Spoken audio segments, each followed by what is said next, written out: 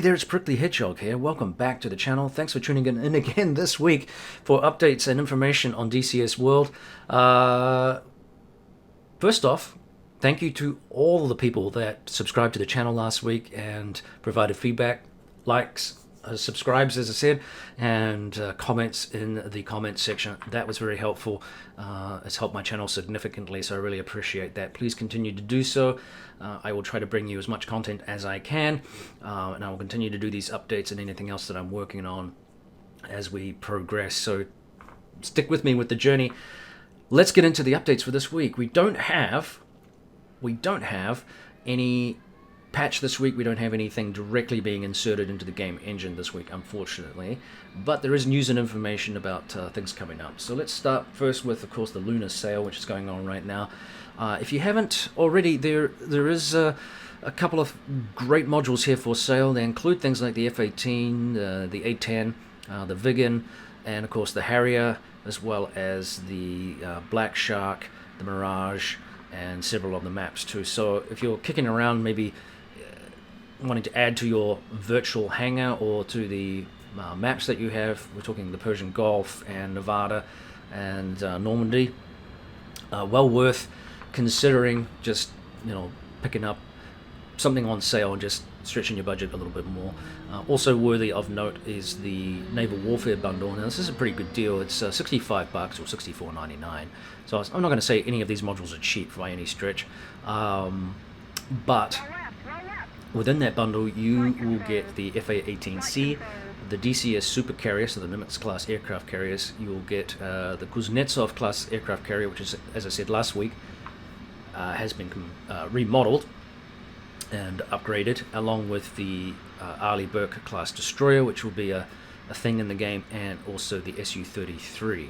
And I believe that there are other things that they're working on as part of that package. So it's in part it's a work in progress, but that's a pretty good deal of several things. So if you're kicking around a module purchase, let's say you don't own the FA-18, well worth considering, because you're going to get quite a lot of stuff for your money, which unfortunately in DCS we don't get a lot of, although they are working on that. They are getting better at it. There are some good deals. So tactically thinking and budget-wise, now's the time to consider. So like I said, several other individual modules as well.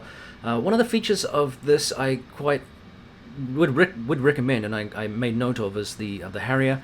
If you don't own the VTOL Harrier and you are kicking around that particular purchase with the discount right now, definitely worth considering, definitely worth purchasing. You won't be disappointed. It's actually a very well done module, and it adds that extra layer of complexity in terms of the flight model having the ability to take off and land vertically. I want to spend a little bit more time with the Harrier because I absolutely love it, and I know a lot of people will agree with me. It's one of those aircraft that doesn't get a whole lot of notice in the game, but it is a lot of fun, and it is a pretty solid platform. The level of detail from Razbam and that is actually really well done, and the flight model is particularly cool and very, very challenging. I'm not going to lie, it's probably one of the more challenging aircraft to fly, to get right, to be able to do some of the things that they talk about in this. Takes some real skill, and I know it's in real life as well, it's one of the more difficult aircraft to learn to fly, and certainly potentially a pilot killer, because if you get it wrong, you a large amount of weight in the air when it's it's going to obey the laws of physics if you get the thrust vectoring wrong. So really interesting aircraft just because of its unique handling characteristics, and one of those aircraft too which because of its handling characteristics you can get into forward areas of the battle with that. You've got a machine that can operate like a helicopter but can carry a tremendous amount of ordnance compared to most helicopters, and that's what makes that aircraft so unique and a lot of fun and a great challenge. There are also really good training videos within the module as well that have been done, and that will help you get to grips with this aircraft. So worth considering if you're kicking around getting another module. The Black Shark 2 is also in here. Several of the Warbirds. I won't go through all of this. You can, I don't want to sway you on one thing. If you're looking at picking up something and you haven't and you've been kicking it around for a while because of the with the sale going on, and price point has been a previous issue for you, take advantage, because if you have a favorite, then you're probably not going to be disappointed with that purchase, and at least you haven't paid full price. So, all right, enough waffle on that. As I said, the big update is coming. This is going to be 2.5.6, which takes us from that current module that we're in, or the current what would you say, part that we're in, which is 2.5.5. That's the game engine, sorry, that's the word I was looking for. The current game engine is 2.5.5. We're going to move to 2.5.6. We haven't seen exactly what they are going to implement, and I would imagine the specifics of that will come in the next couple of weeks. And I imagine that, like it was last week, there'll be another big patch to implement that. They said there was a slight delay in terms of trying to get the transition smooth, and they have to work not only with their own team but also the third-party groups as well that are part of the game, including people like Razbam and the Harrier that I mentioned. So it's a big deal.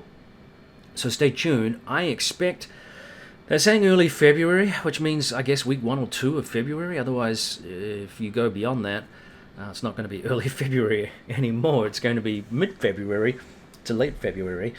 So unless there's some other weird delay or problem, we're not far away. So stay tuned. I'll bring you information as soon as I have it. Looking forward to it. I'm hoping it includes the super carrier. I don't know if that's for sure. I know that we have been teased over the last month and a half that the super carrier is pretty much ready. So I don't see why that wouldn't be in the game. But maybe they're going to put 2.5.6 out, see that it's stable, and then insert that module. I don't know. But stay tuned. I'm excited. Now, there is a World War II Warbirds competition going on right now, so if you are a modder that enjoys making skins for aircraft, particularly in this genre, then this might be the thing for you, because you can win a channel map, which we talked about previously, which is going to basically be parts of the English Channel to kind of offset what is available in the Normandy map. So stay tuned for the implementation of that. And of course, if you are a World War II Warbird fan and you're one of those talented people that is able to produce the skins, good luck to you. The competition closes on the 16th of February, so just a few weeks. Now, as I said last week, the P-47D, another continuation of the Warbirds theme, they have made some progress there. They have also included the Ju-88AI, so as they say here, some of the eagle-eyed fans may have spotted the Junkers 88. They're still doing some... they've done some finishing touches on that. They're also going to include the V1 flying bomb and searchlights. So that particular module has received some love, and I guess that's good for those people that are embedded with that particular franchise. Good to see. DCS really has quite a lot of, genres to choose from, because we've got World War II birds, we've got Cold War birds, and then we've got some of the more, in relative terms at least, the more modern jet aircraft to fly as well. So there's something for everyone. How's that? Okay. Well, that's pretty much it. I will continue to bring you videos and information and updates as they come to hand. Thanks for liking and subscribing. If you haven't, please do so. I really, really appreciate it. And again, I want to shout out to all those people that contributed to the video last week and gave me feedback, and we had some discussion. It was productive, and it was really, really appreciated. So continue to help me out. Oh, yeah, one thing. Stand by. Let's talk about this. This is interesting. Alright, so I found something. I found another channel discussing BFM maneuvers. And this is a guy called DCS Debrief, so I'm going to give him a shout out, and I'll include a link in my video below. But this guy's well worth watching. I haven't, just by chance, it came up in my feed. And I'm glad it did, because he's very, very informative. He's a British guy, so he's nice to listen to. He's got one of those nice accents. And he went into the physics of turning dogfight, if you like, in BFM, and what's going on with your aircraft, and discussion of some of the principles of lift vectors and turn radiuses and all that physics elements to the game, and to the aircraft within DCS, specifically with reference to the way that they function in the game.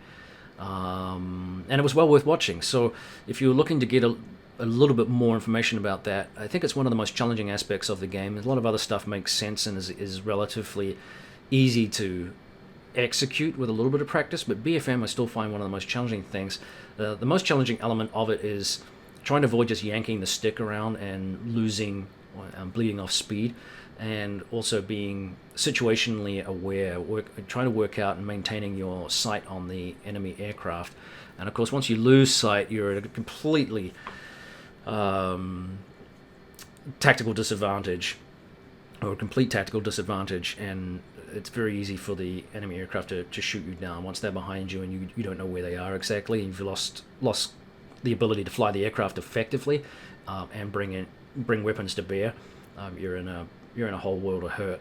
So it was fun to kind of see this and just kind of remind yourself that you have to be disciplined in your flight maneuvers if you're going to overcome those issues. So I'll let him do the explanation if you're interested in that.